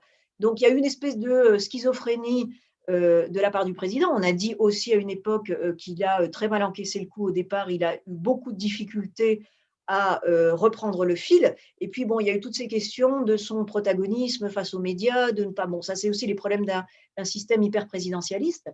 Mais la récupération politique, il en a fait, en fait, depuis le 18 octobre, ou à partir du moment où il a pu articuler un discours avec les représentants des différents ministères. Mais il est assez spécialiste dans la récupération de… Parce qu'il y a aussi deux terrains. Il y a le terrain national et puis il y a aussi le terrain international. Donc, je pense que le public chilien est habitué à ces discours ou contradictoires ou de récupération depuis déjà pas mal de temps. Merci, Emmanuel. Ricardo, sur la question de la symétrie, est-ce que tu as observé, toi, à plusieurs reprises, des assemblées territoriales et cabildos, est-ce que tu vois qu'il y a des mécanismes qu'on pourrait éventuellement transposer durant le processus constituant? Moi, j'allais répondre à la question que tu avais posée au départ, la récupération par la droite et aussi les coalitions. Et j'en ai déjà parlé des cabildos qui essaient d'influencer, mais il n'y a pas de mécanisme direct. Et l'idée des cabildos qui serait fantastique, donc des espèces de conseils communaux, conseils thématiques, n'est pas reproductible. C'est d'où l'idée de... C'est pas une assemblée constituante qu'on aurait créée, c'est vraiment quelque chose que l'on cherche à maintenir sous le couvercle de l'institutionnalité actuelle, d'où l'imbroglio avec ces élections interminables qui vont diluer le problème. Et donc, ça, c'est le gros problème qui pourrait faire en sorte que des organisations sociales ne participent pas à ces coalitions-là. Donc, je vais commencer par ta question sur la droite. La droite, donc, c'est un classique, hein, le fait de récupération, répression, nouvelle constitution. Ça, je pense que je suis en train de traduire une affiche que j'ai vue au Chili. Mais en tout cas, donc, ce lien-là est déjà fait, est déjà même inscrit sur les murs du Chili.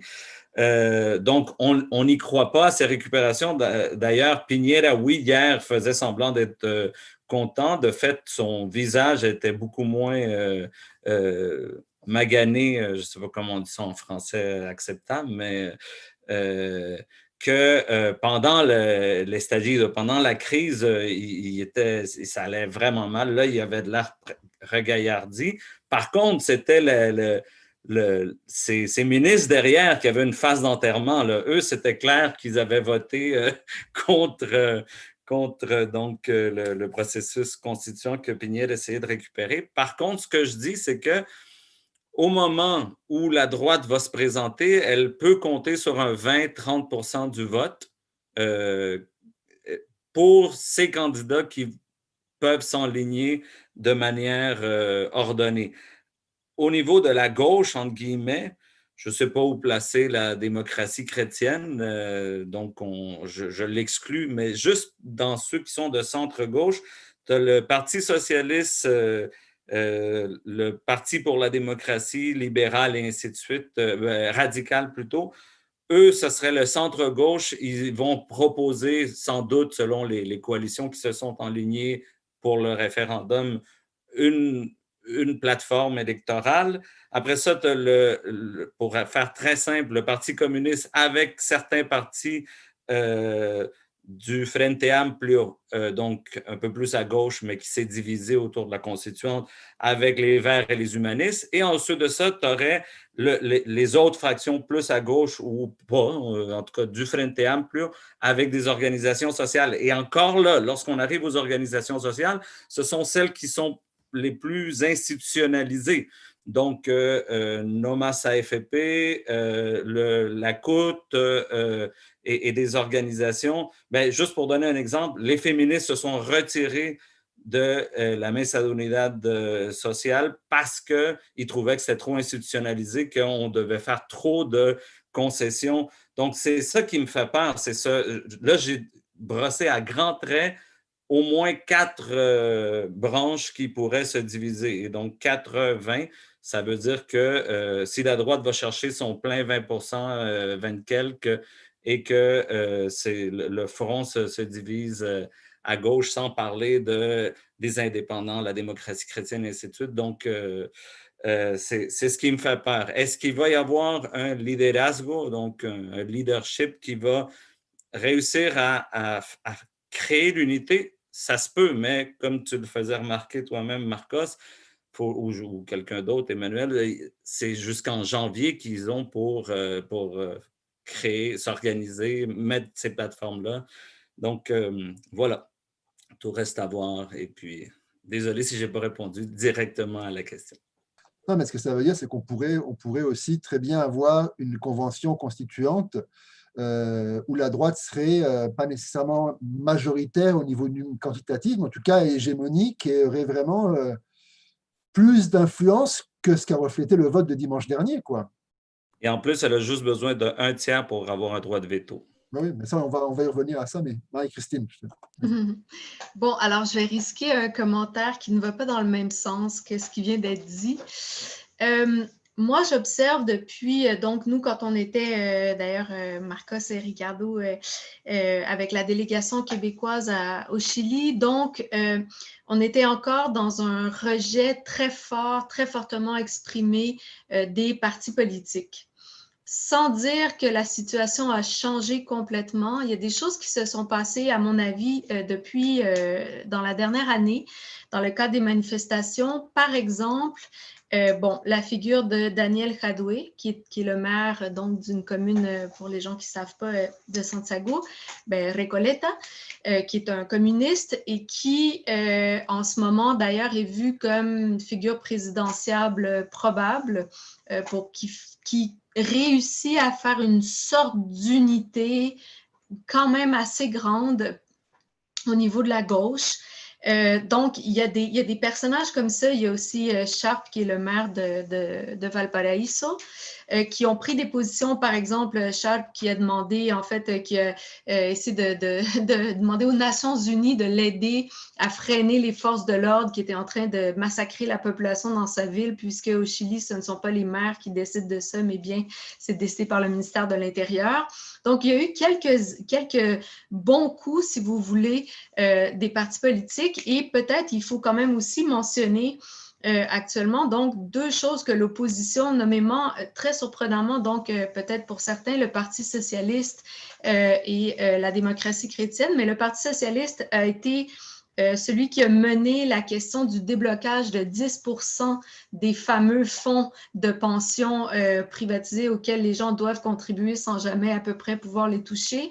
Donc, cette bataille-là a été menée pour obtenir que 10% de cet argent-là puisse être disponible durant la pandémie. C'est un truc qui a été très, très médiatisé et c'est l'opposition modérée, entre guillemets. Je ne sais pas si les socialistes seront d'accord avec l'appellation que je leur donne, mais en tout cas, puisqu'ils avaient participé à plusieurs gouvernements de concertation depuis le début, le retour de la démocratie. Donc, le Parti socialiste, à ce niveau-là, avec quelques figures, dont des sénateurs socialiste, s'est illustré à cet égard-là. Et actuellement, donc, c'est Wenchumilla, qui est un sénateur démocrate chrétien autochtone, qui est celui qui est vu comme menant la bataille contre les secteurs officialistes, donc du gouvernement, pour avoir une représentation vraiment proportionnelle de la population autochtone. Donc, tout ça pour dire que les lignes de fracture, et bon, les étudiants, c'est le dernier mot que je voulais dire, les étudiants, on l'a vu très clairement au début, ne voulaient absolument pas appuyer, même pas le plébiscite en fait. Ils s'étaient prononcés contre les grandes associations étudiantes et au moment où on partait du Chili à la fin janvier, on avait eu la chance de rencontrer les associations étudiantes du secondaire et universitaire qui nous avaient dit « ben ça va, on va prendre toutes nos vacances pour faire la campagne du plébiscite. On va promouvoir auprès de nos membres de participer à ce plébiscite avec des figures comme Victor Champreau qui a été persécuté par la répression durant les manifestations. » Donc, tout ça pour dire que moi, j'ai quand même la sensation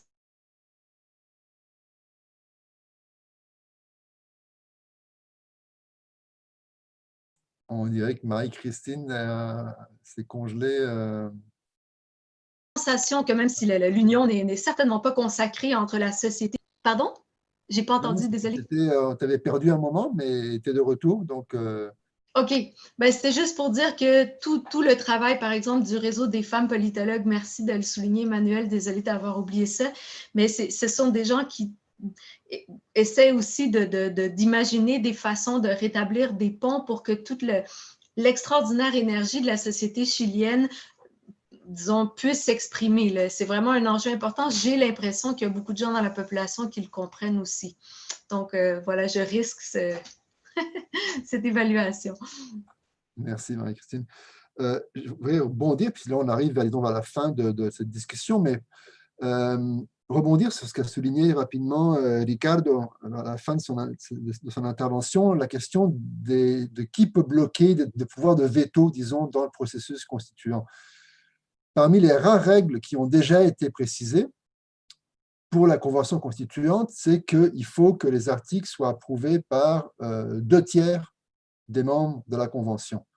Ce qui veut dire que, en fait, c'est très facile a priori, il peut y avoir beaucoup d'articles qui vont être bloqués par un tiers qui réussit à voter en bloc.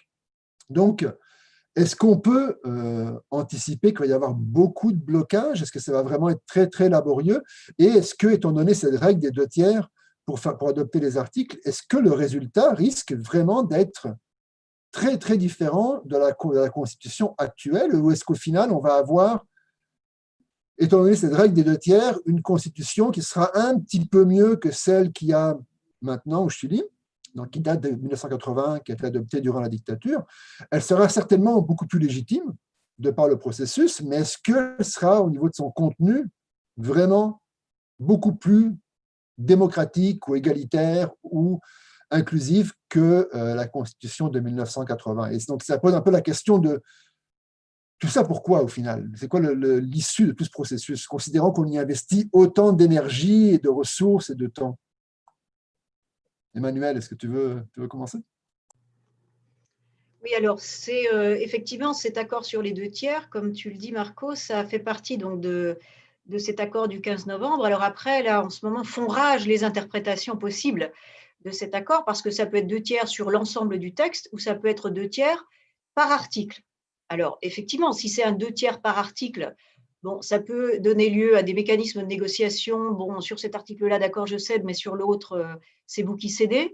Ça, c'est pas encore défini. Ça fait partie des choses à voir à l'avenir, avec tout ce qu'on a déjà vu qui doit être défini à l'avenir. Donc, on n'est même pas sûr vraiment comment ça va marcher, ce mécanisme des 2/3. Donc, pour l'instant, au-delà de ça, on ne peut pas dire grand-chose. Et après, il y a aussi donc l'autre question sur laquelle je souhaite revenir. La Convention peut aussi se doter de mécanismes, par exemple en cas de blocage. Que fait-on? Non, par exemple, aux Nations Unies, en cas de blocage au sein du Conseil de sécurité, c'est l'Assemblée. Dans les commissions parlementaires, en cas de blocage, bon, ça dérive. Il y a d'autres. On renvoie à la commission et ainsi de suite. Pour l'instant, la question des 2/3, c'est une question très générale. Après, il faudra voir sur les mécanismes concrets, donc ou par article ou sur l'ensemble de la Constitution. Et après, bah, si effectivement il y a trop de blocages, qu'est-ce qui va se passer? Après, on pourrait dire que certains groupes peuvent faire un blocage continu. Enfin, il y a quand même la pression de la rue, c'est-à-dire qu'il est quand même difficile que certains secteurs boycottent de manière continuelle le processus, dans le sens où, bah, pour la stabilité du Chili, il y a aussi un moment où revenir à une situation d'explosion sociale, ce n'est pas forcément une bonne idée. Après, il y a une autre question aussi dont on n'a pas débattu, mais je la présente, c'est tout. Est-ce que toutes les négociations vont avoir lieu au sein de la Convention? Ou est-ce qu'il peut y avoir des mécanismes de lobby, de l'argent qui circule? Après, ça, on ne sait pas. Donc, ce sera très intéressant aussi d'observer les mécanismes informels de tous les bords, pour voir effectivement comment les décisions vont être prises. Oui, effectivement. Ricardo, est-ce que tu veux, pour aussi se converger vers une conclusion? Oui, donc merci d'amener la question parce que j'avais l'impression qu'on était en train de perdre le contenu finalement de la Convention. Tout ça pour ça, le qu'est-ce que ça? Bon, je pense qu'il faut bien garder en tête que la Constitution de 80, elle est anti-politique et néolibérale. Donc, on ne peut pas faire pire. C'est vraiment, on est à un plancher plus bas que ça. Je pense qu'on n'a jamais eu une Constitution aussi abjecte dans l'histoire de l'humanité. Et je pèse mes mots. Parce qu'en fait, il y avait des lois qui parfois étaient votées même par le Congrès aussi néolibéral, consensuel qu'on a au Chili, et qui après ça était bloqué par des juges. D'ailleurs, il va falloir voir ça va être quoi ces pouvoirs pour refondre le système judiciaire, parce que la quantité le système chilien est vraiment pourri de l'intérieur. Donc, mais toujours est-il que les juges bloquaient des lois qui pouvaient justement aller entrer en contradiction avec la Constitution. Mais c'était leur rôle. Et puis, effectivement, eux autres, ils disaient, ben, la liberté d'entreprise est protégée, donc telle loi sociale empêche la liberté d'entreprise. Et donc, On sait que il y a même beaucoup de marxistes qui sortent souvent, ben, une constitution n'a jamais donné à manger à qui que ce soit, on n'a jamais fait de la grève ou quoi que ce soit. Mais même une constitution fantoche de papier, disons, qui reconnaît le droit à la santé, à l'éducation, au logement, bien que ce droit-là ne soit pratiquement jamais reconnu, bien qu'au Chili, pendant la constitution de 25, qui n'était pas une constitution 1925, qui n'était pas une constitution socialiste, mais au moins parce qu'on reconnaissait ça, on pouvait après ça interpeller le droit et réussir à faire en sorte qu'il n'y ait que 35 morts lors d'une occupation de terrain plutôt que des centaines. Je dis 35 en 6 ans, c'était la démocratie chrétienne. Donc, un des enjeux, c'est de retirer ce fondement néolibéral sur la liberté d'entreprendre. D'ailleurs, il y a justement une conformité avec les textes et les accords de libre-échange signés par le Chili. Ça, c'est un autre des enjeux qui est encore là à débattre. Mais disons que peu importe combien on pourra aller chercher par rapport justement à la conformité des pratiques judiciaires et des engagements que le Chili signe au niveau des droits humains sur le plan international. Donc, droits sociaux, droits humains, juste incorporer ces quelques éléments-là, même si la droite peut finir par concéder en disant ben, ça ne coûte rien, ben, déjà là, ça va donner beaucoup d'outils pour réussir à, après ça, construire des lois qui ne pourront plus être bloquées par des juges et ainsi de suite. Pour le faire simple. Merci, Ricardo. Marie-Christine? Oui, donc oui, je partage ce point de vue aussi, c'est-à-dire qu'on ne peut certainement pas faire pire, ni même s'approcher d'un désastre comme la Constitution de 1980. Simplement mentionner que dans les autres processus constituants, même si le 2/3, on ne l'aime pas au Chili parce que c'est un héritage aussi, n'est-ce pas, des lois électorales déterminées par Pinochet, lui, en fait, par la Constitution de 1980. Mais il y a beaucoup d'exemples où ça prenait 2/3 des voix également en Assemblée constituante pour faire passer des mesures. Donc, ce n'est pas, disons, totalement nouveau. On a quand même réussi à inscrire les droits de la nature comme être à part égale avec les droits humains dans la Constitution bolivienne malgré ça.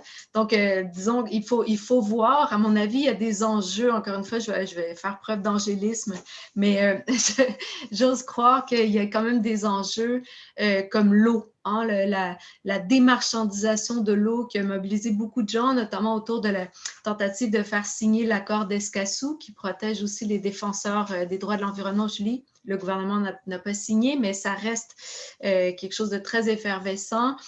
Donc, ce scandale du fait qu'on peut brader des rivières aux enchères, en fait, c'est un symbole très fort. Même les nationalistes, on va dire, qui ne sont pas nécessairement de gauche, peuvent être choqués par cela au Chili. Donc, il y a quelques grands enjeux comme ça sur lesquels je pense vraiment qu'on risque d'avancer en voyant aussi les positions même des démocrates chrétiens dans le sud du Chili qui sont actuellement, qui déplorent justement la vente des rivières. Donc, en tout cas, sur les questions environnementales et la question des droits sociaux qui sont en ce moment vraiment enchaînés, il n'y a rien à faire, on ne peut rien changer à cause de cette constitution. Donc, juste le fait de dire qu'on peut évoluer vers une autre vision des droits sociaux et des droits humains ouvrirait des portes dont on ne soupçonne même pas la portée en ce moment. Donc, oui, et c'est très intéressant de voir cette discussion.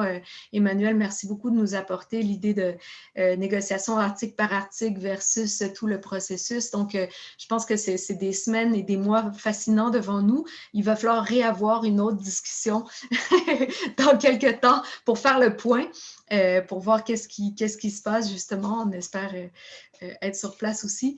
Donc, voilà. Mais simplement dire, je pense vraiment que on peut quand même avancer avec le matériel qu'on a malgré toutes les limites. Merci. On voit en fait qu'il y a vraiment énormément d'incertitudes, puis il y a beaucoup de choses qui vont se définir au fur et à mesure que le processus avance.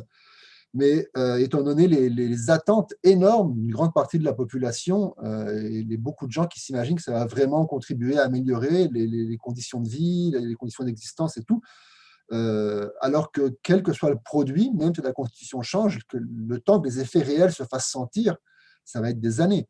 Et donc, le processus en soi, de par sa temporalité, va générer d'autres conflits, d'autres mécontentements et probablement aussi une dynamique politique qui risque de déborder le cas des processus constituants comme tel, autant de façon synchronique, mais aussi de façon diachronique. Donc, ce qui va venir après, après le plébiscite de sortie. Bon, ben, dernier mot pour conclure rapidement, est-ce que vous voulez rajouter quelque chose, finir sur une note d'espoir lyrique ou de cynisme? Marie-Christine a déjà fait ça, mais si tu veux un peu de cynisme. Non, mais oui, en fait, je voulais entrer en débat encore une fois sur, oui, le 2/3, c'est un mécanisme courant dans des processus constituants, sauf que justement, en Bolivie, on a pu parler pendant 2 ans. Et lorsqu'il y avait des blocages, on pouvait continuer à discuter, alors qu'ici, on l'a capé à 1 an maximum, 9 mois plus une rallonge de 3 mois, et après, c'est fini. Bon, je ne sais pas ce qui arrive si jamais on n'a pas fini, puisqu'on a dit que c'est une page blanche. À ce moment-là, il n'y a plus de constitution, chose qui peut arriver, et puis les lois s'agglomèrent comme si on était en Angleterre. C'était pour la rime, tu parlais de l'iris. Merci beaucoup. Emmanuel, tu veux dire rajouter quelque chose? Ça va? Juste remercier énormément pour l'invitation et puis pour l'équipe qui est derrière nos écrans et qui fait que tout cela est possible en transmission instantanée. Donc, merci beaucoup à tous les techniciens, techniciennes et tous les gens qui ont travaillé pour qu'aujourd'hui, ça marche. Merci beaucoup. Ben, effectivement, je tiens à remercier Camille Ranger pour le GRIPAL et puis Véronique Pronovo pour la chaire de recherche en sociologie des conflits sociaux qui ont assuré toute la préparation en amont et tout le travail technique durant l'événement, en recueillant les questions, les commentaires, etc. Donc, merci beaucoup à Camille et à Véronique. Et de nouveau, merci beaucoup à Emmanuel Barrosé, Ricardo Peñafiel, Marie-Christine Laurent. Vraiment, on voit qu'il y a beaucoup de matériel. On pourrait parler longtemps. Le processus va durer minimum 1 an et demi. Donc, on aura, j'espère, l'occasion de se réunir de nouveau et de reprendre tous ces sujets-là et les mettre à jour. Donc, merci énormément.